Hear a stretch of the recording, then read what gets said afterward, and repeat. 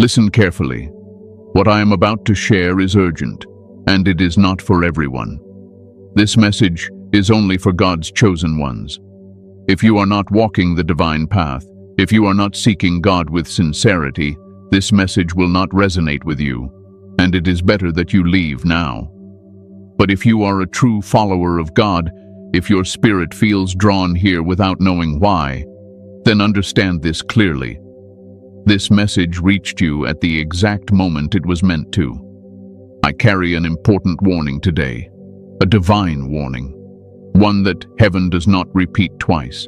Your bloodline has been targeted, chosen one, not because of weakness, but because of what God placed inside you and those before you. This is not random.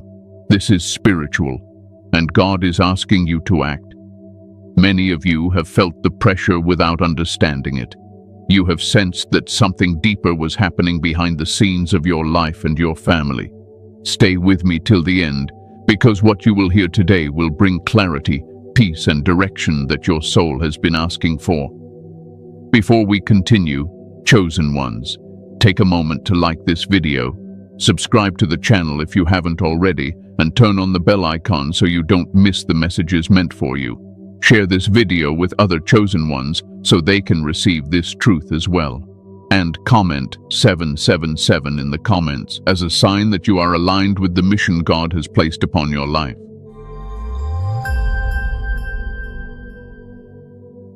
Section 2. Why your bloodline was targeted. Now listen to me calmly and let your spirit settle as I speak. I want you to understand this deeply, without fear, without confusion. Your bloodline was not targeted because of something bad your family did. It was targeted because of something powerful God placed within it. Darkness never attacks empty vessels. It never wastes energy on lives that carry no assignment. It only studies, resists, and pressures what threatens it. From the beginning of time, God has worked through bloodlines, not just individuals, but families.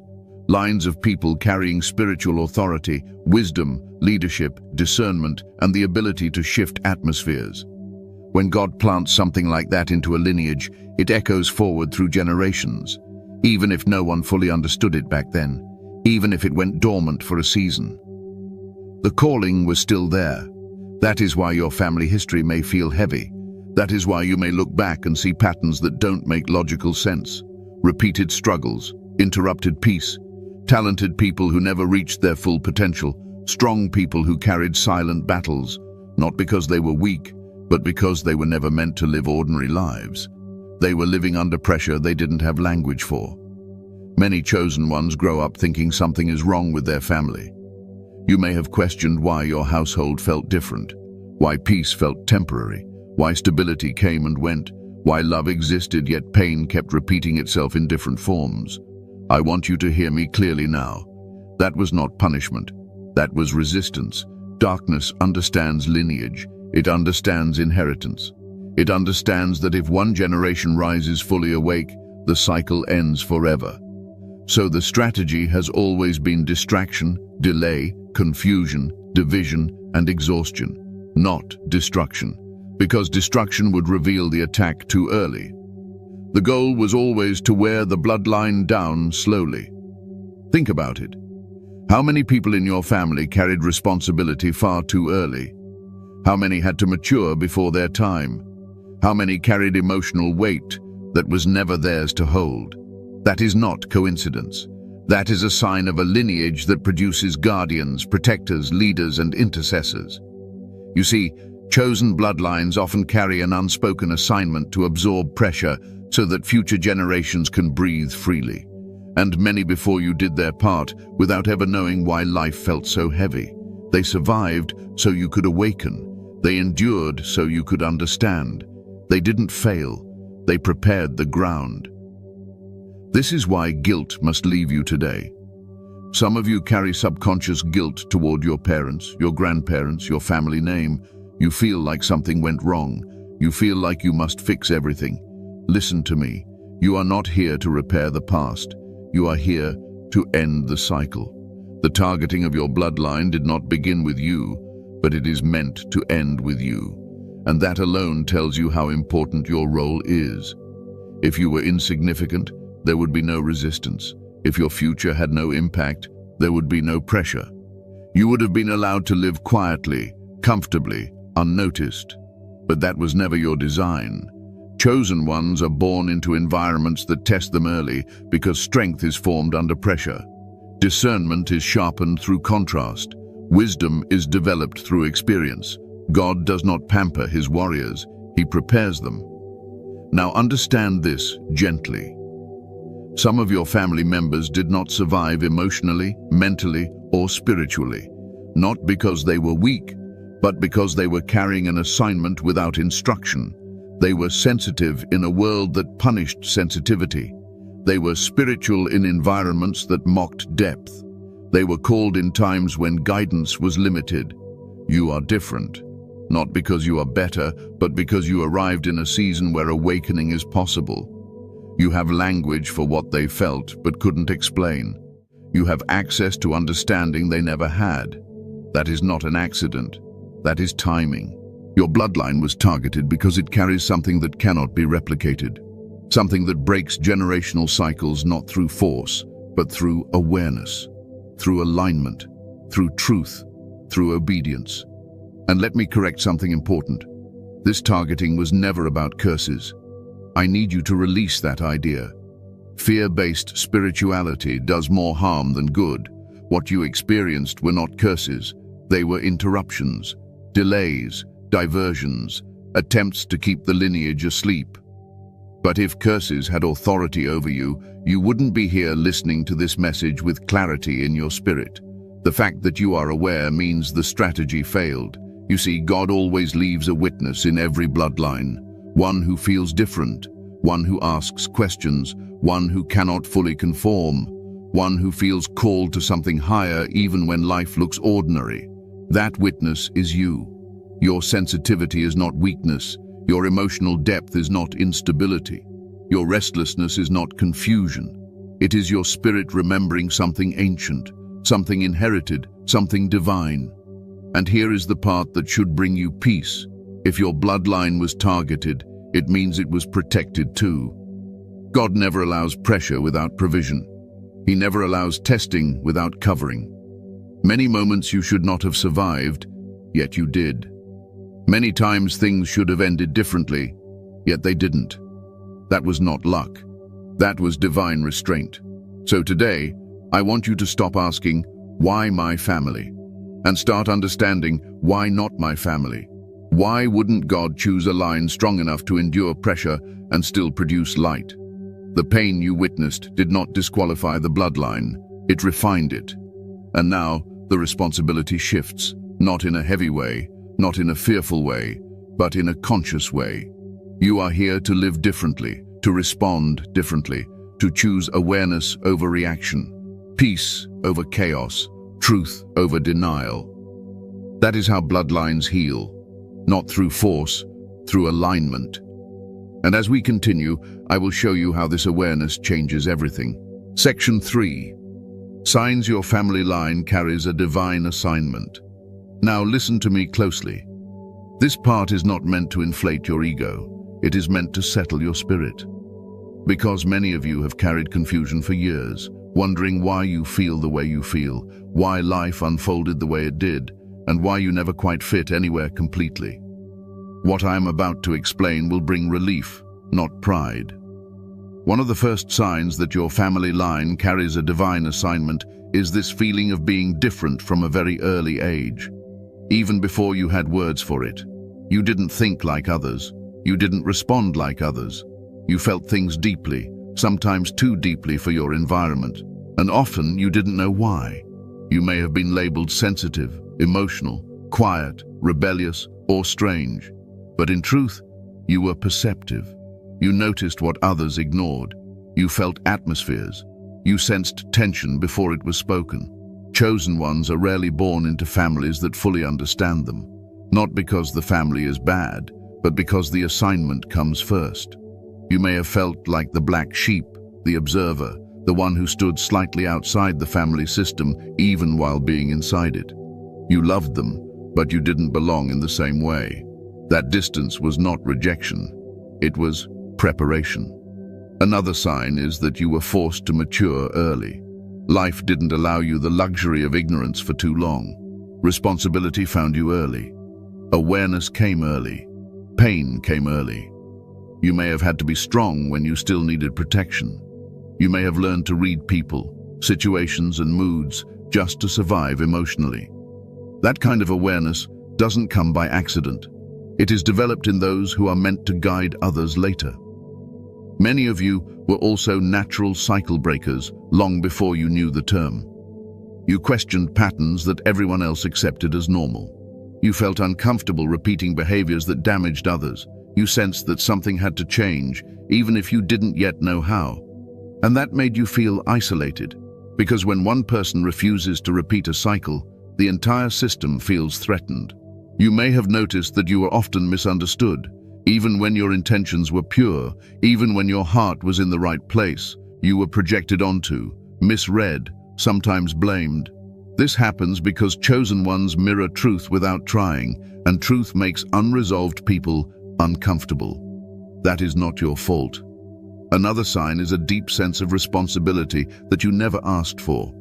You may feel responsible for healing, fixing, protecting, or holding things together, even when no one asked you to, even when it costs you peace. That burden did not come from ego. It came from inheritance, from generations of protectors, caretakers, and silent warriors who carried others without recognition. At the same time, many chosen ones feel a quiet loneliness that cannot be explained by lack of people. You can be surrounded and still feel alone, because very few can meet you where you are internally. You crave depth, honesty, meaning, and truth. Superficial connections drain you. Noise exhausts you. Your spirit seeks substance. Another sign is an inner restlessness, a feeling that your life is meant for something more, even when everything looks fine on the surface. You may have tried to settle, to blend in, to live small, but something inside you never allowed it. That voice was not dissatisfaction. It was remembrance. Chosen ones often struggle with self-doubt, not because they lack confidence, but because they carry responsibility. They question themselves deeply. They examine their motives. They reflect. This makes them appear unsure at times, but in truth, they are careful. They understand the weight of influence, even subconsciously. You may also notice heightened intuition.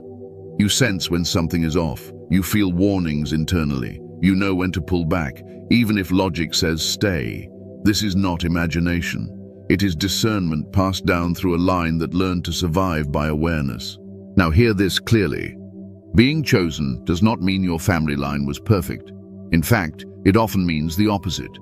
Broken environments create sensitive instruments.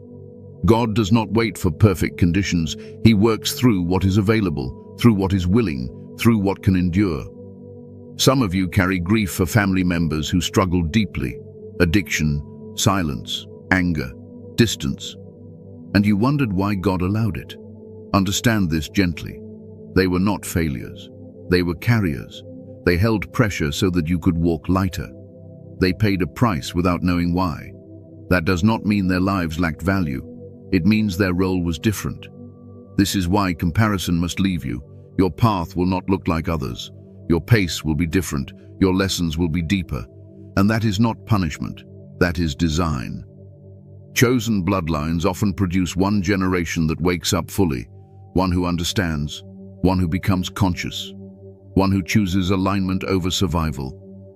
That generation does not fix everything overnight, but it changes the direction forever. And that generation is you. You are not here to carry the pain of everyone before you. You are here to transform how it ends, by choosing awareness, by choosing healing, by choosing obedience, by choosing truth. If these signs resonate deeply, let that bring you peace, not pressure. You are not behind, you are not broken, you are exactly where you need to be. And as we move forward, you will begin to see how everything you went through starts to make sense. And let me add one more thing, because this part matters deeply. Many of you have a strong inner moral compass that never came from being taught. You just knew. You knew when something was wrong, even if everyone around you accepted it. You felt uncomfortable betraying your values, even when compromise would have made life easier. That inner standard did not come from religion alone. It came from imprint, from a lineage that carries integrity at the soul level. You may also notice that whenever you tried to walk away from your truth, life resisted you. Things fell apart, peace left, confusion entered. That was not punishment. That was correction. God does not allow chosen ones to live disconnected for long. The discomfort was guidance. And finally, there is this quiet strength inside you. You have been bent but not broken, pressured but not destroyed. You adapted, you learned, you endured. Many people would not have survived what you normalized. Yet here you are, still seeking God, still desiring truth, still choosing growth. That alone confirms what your spirit already knows. Your family line does not end in survival. It turns toward purpose through you, and that understanding changes everything. Section 4. How the attack showed up in your life. Now let us speak plainly, calmly, and without fear. This is not a section meant to reopen wounds. It is meant to help you finally understand what you lived through so your mind can rest.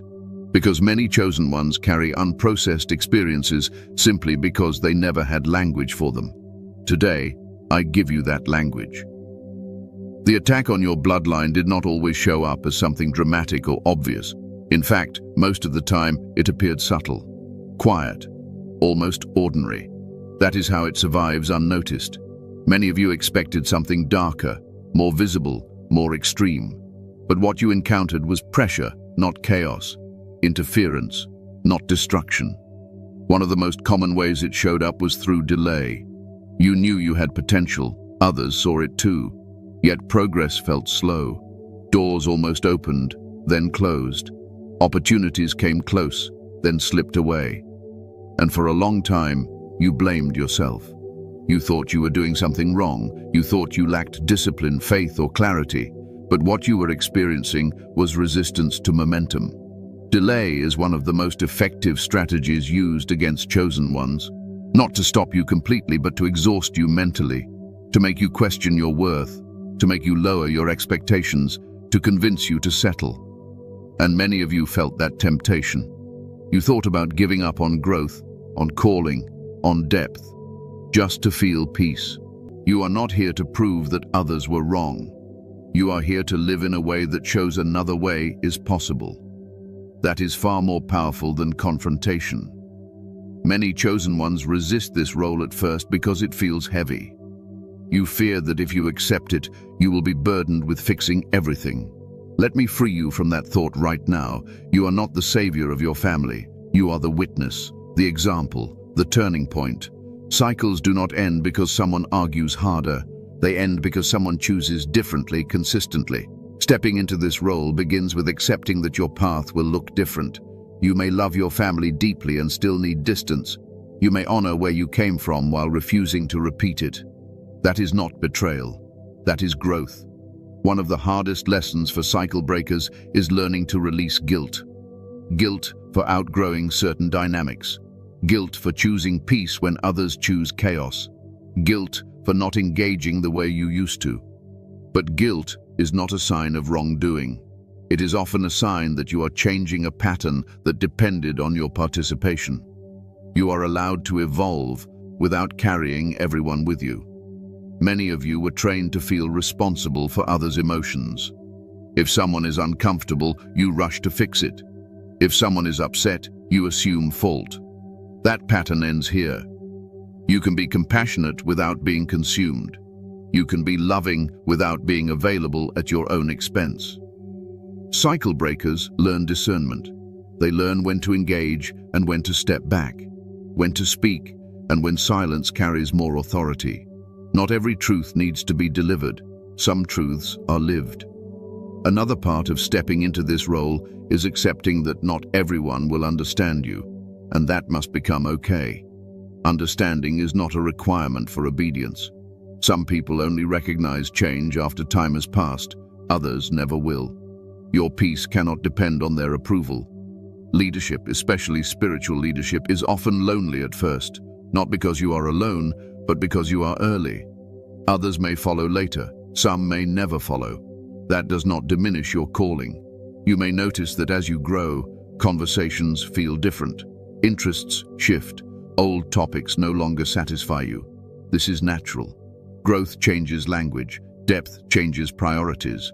Allow this without forcing alignment. Another key aspect of being a cycle breaker is learning self-trust. For years, you may have doubted your instincts because they differed from what you were taught. You may have overridden your inner voice to keep peace. Now God is asking you to listen inwardly again.